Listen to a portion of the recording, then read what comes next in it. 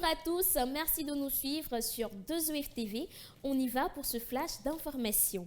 Des efforts de réduction d'émissions de gaz à effet de serre contre un financement de 50 millions de dollars percevable en 5 ans.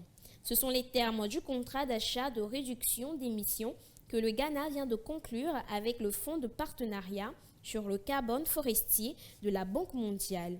L'accord prévoit la mise en œuvre par le gouvernement ghanéen d'un programme de réforestation qui permet la réduction de CO2. Après le Mozambique et la République démocratique du Congo, le Ghana est le 3e pays à intégrer ce programme. L'actualité économique en Afrique du Nord, et on commence par le Maroc, où la croissance économique devrait enregistrer un léger repli en 2019 pour passer à 2,7% contre 3,2% l'an dernier. Une contre-performance que le HCP, le Haut Commissariat marocain au plan, impute à la mauvaise campagne céréalière qui devrait reculer de 40% cette année.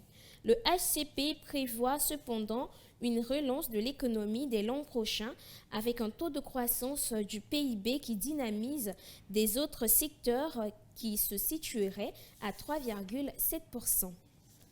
Après le Maroc, on met le cap sur la Tunisie, où les chiffres de la balance commerciale se montrent négatifs pour le premier semestre de l'année 2019, d'après des données publiées par l'Institut national de la statistique INS. Le déficit commercial cumule actuellement 3,20 milliards de dollars pour la période allant du 1er janvier de cette année au 30 juin, avec des exportations qui se chiffrent à 22,90 milliards de dinars pour des importations estimées à 32,68 milliards de dinars. Le solde de la balance commerciale a en revanche enregistré un excédent aux autres pays, dont la France, la Libye et le Maroc.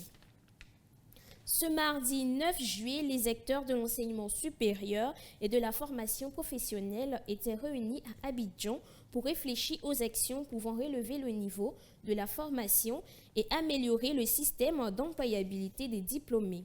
Le PNES s'inscrit dans la volonté du gouvernement ivoirien de revaloriser le secteur de la formation professionnelle de sorte à répondre efficacement aux exigences de transformation économique.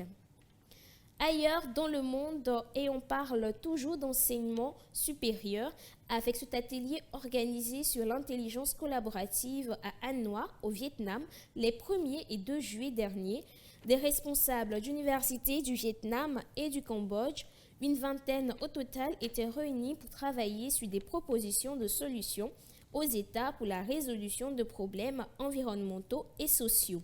Les enseignants des différentes universités ont mis ensemble leurs idées pour la thématique, alors que cette rencontre est la 2e du genre organisée dans le cadre du programme ACTIF, Action pour l'innovation francophone, mise en place par l'Agence universitaire francophone pour outiller les États dans l'atteinte des objectifs de développement durable.